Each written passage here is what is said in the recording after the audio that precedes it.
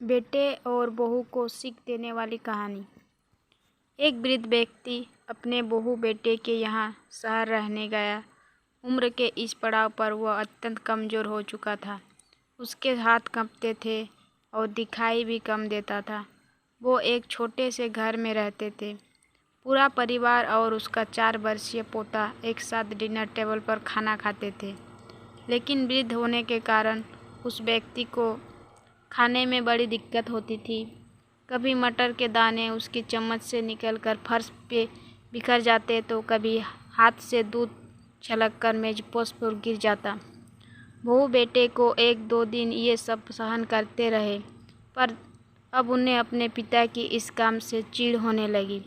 हमें इनका कुछ करना पड़ेगा, लड़के ने कहा। बहू ने भी हाँ में हाँ मिलाई और बोली, आखिर कब तक हम इनकी वजह से अपने खाने का मज़ा किरकिरा करते रहेंगे और हम इस तरह चीज़ों का नुकसान होते हुए भी नहीं देख सकते। अगले दिन जब खाने का वक्त हुआ तो बेटे ने एक पुरानी मेज़ को कमरे के कोने में लगा दिया।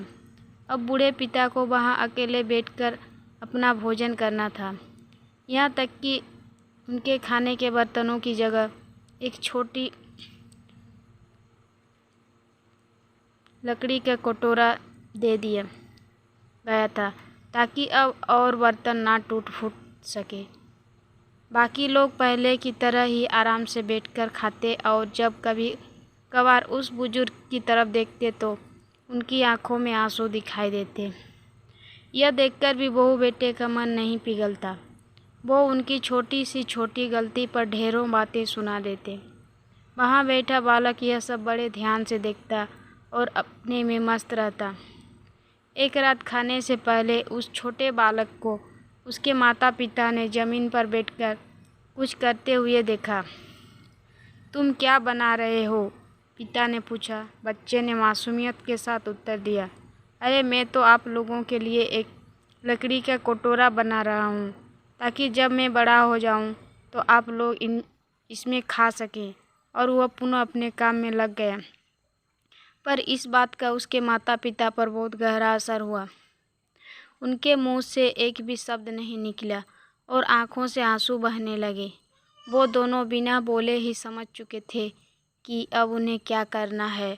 उस रात वो अपने बूढ़े पिता को वापस डिनर टेबल पर ले आए और फिर कभी उनके साथ अभद्र व्यवहार नहीं किया।